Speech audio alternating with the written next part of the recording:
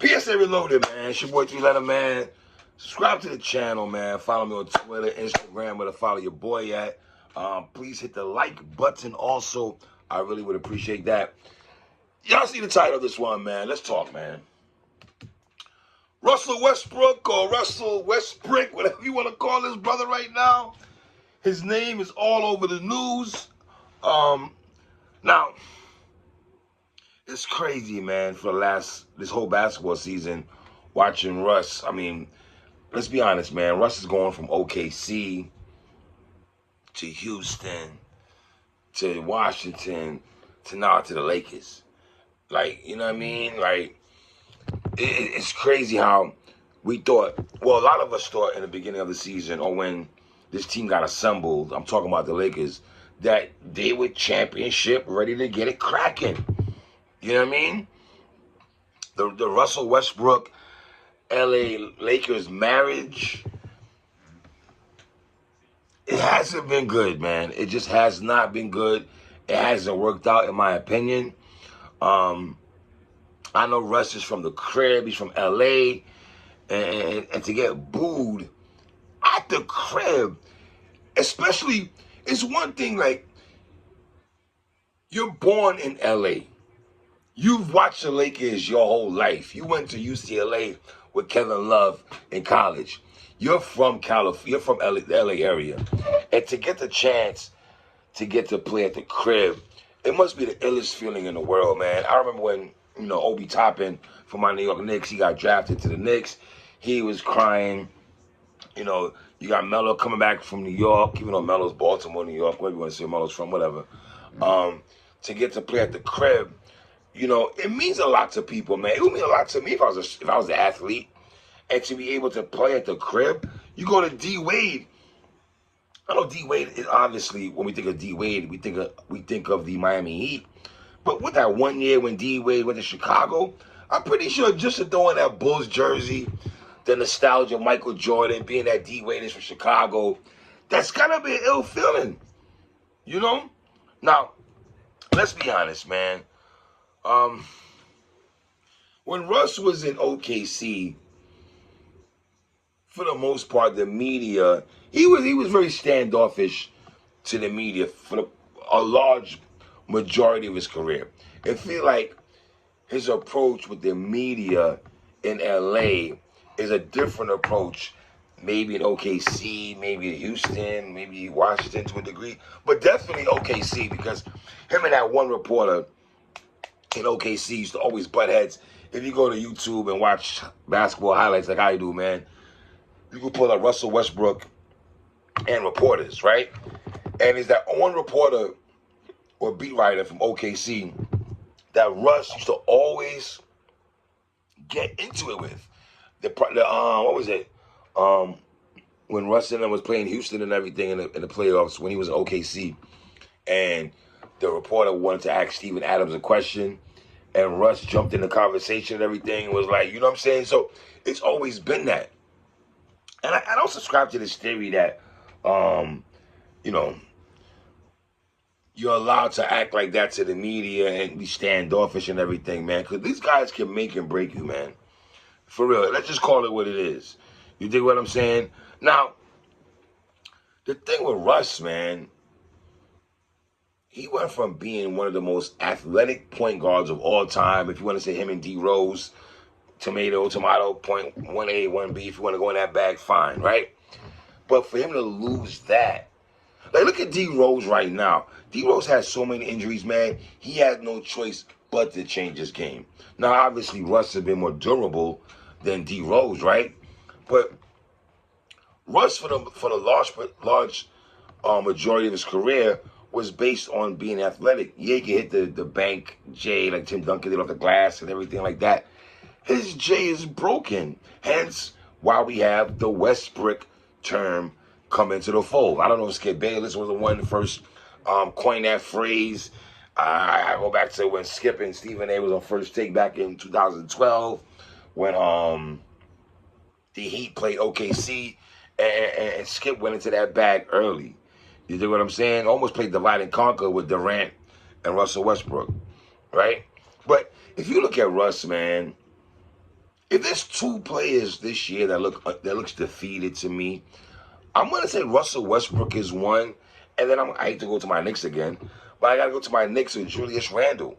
I saw Julius Randle last night have a post-game interview after he scored 46 career high against Sacramento, and he did not look happy at all. To the point, Mike Breen is like, "Bro, you won the game, scored 46. You can't smile, Julius."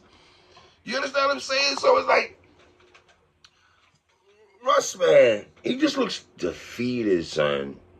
He looks defeated in these interviews. He's dolo in these interviews. He just looks defeated, man. And you can just tell by, I didn't go to Body Language University, but just looking at the brother, man, he looks defeated, son. You feel what I'm saying? And then you got Russ comments about not having expectations when he came to the Lakers. Come on, Russ.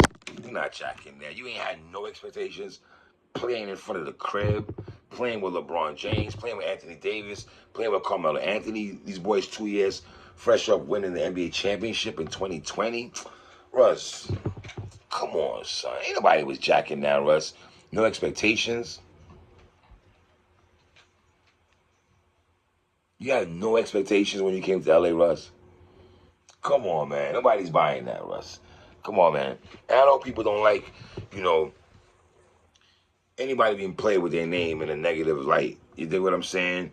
You take Westbrook to Westbrick, and that's the thing. I think with the Westbrook thing, Russ, I understand you don't want nobody playing with your name. Your family feels some type of way about that and stuff. But I think it's not trying to insult. It's crazy, though, because in a way it is insulting, right? Like, think about it. I'm saying it's not insulting the man's name, but it is insulting. But for basketball reasons, not Russell Westbrook, the man, Russell Westbrook, the basketball player is what people are taking umbrage to. That's not, that people have a problem with or people have an issue with. Turnovers, one of the worst three-point shooters in the NBA, all that talk, Russ, that we hear every day on these dang on sports talk show radio, right? But fam, man, but attacking it with death threats to family members, man, that is straight trash. That is terrible. I mean, come on, son. Did I want to punch Charles Smith in the face back in '93 when Jordan blocked him, Pippen stripped him, Jordan blocked him, Pippen stripped him for '93 Eastern Conference Finals against my Knicks? Of course. But I ain't throwing no death threats to the man's family, though, dogs. That's crazy. I've been to sporting events, and I've heckled players. Alonzo Mourning, how you doing? You know what I mean? But something like that. But, you know what I mean? But not death threats to family members, man. I just think there's no place for that. That man's wife doesn't deserve that. You see what I'm saying? Like, that is trash. You can't be assassinating this man's wife and kids and family members. That's just because of how he's playing on the basketball court. That don't make no sense to me at all. And then you have Magic calling out Russ, saying the other day when he was with Jalen Rose, Stephen A. Smith, Will Bond, and Greeny and those guys on a countdown, and he was saying, Russ, this might be the worst trade in Laker history. Yo, Magic has let the cannon off a couple times on Westbrook this year, son. Credit to LeBron. LeBron, LeBron want to say something, though, but he's not going in that bag at all. He can't. Especially when LeBron was the one, I don't say signed off on Russ, but then again, he did sign off. I mean, Rob Pelinka's the GM, but whatever. Russ and his family doesn't want to attend games because of the heckling and everything. Now, I remember when Skip Bayless had coined the phrase Bosh Spice when Chris Bosh was playing with the Miami Heat, and that's when you had Jamel Hill. Remember that? To my whole head, first take watchers back in 2010 or 11, whatever year that was, and Skip was calling him Bosh Spice. Now, that to me is nasty work because you're calling that man basically a female. One of the Spice Girls, like that right there, dog. Now you playing with a man's manhood. Now, that's really taking it too far. I'd rather be called Westbrick than somebody call me Bosh Spice. Nah, Regin. Nah, go down, so. No, we're not doing that. Nah. You know? I guess, I don't know, man. I guess people want to see Russ take accountability in these press conferences, man. It's like, I get tired of hearing about the Lakers every day on these sports talk shows. But I love basketball. I just want to throw my 2 cents in there also, man. You know what I mean?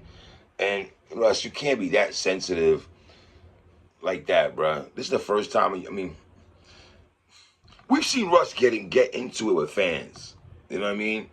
Well, LeBron James has been talked about left to right. He had to endure so much stuff. When he went back, think about this. When LeBron went back to Cleveland for the first time, you don't think that was crazy? Talk about death threats. Come on, son. Like,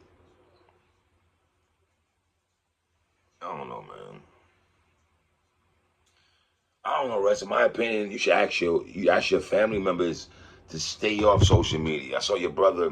It's on YouTube. Your brother was in the Twitter Spaces defending your name.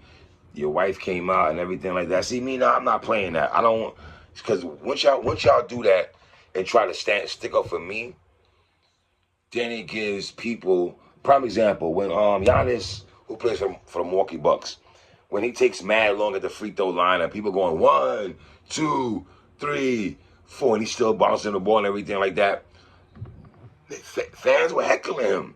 Now you open up Pandora's box for fans to shout out Westbrick, especially on these road games.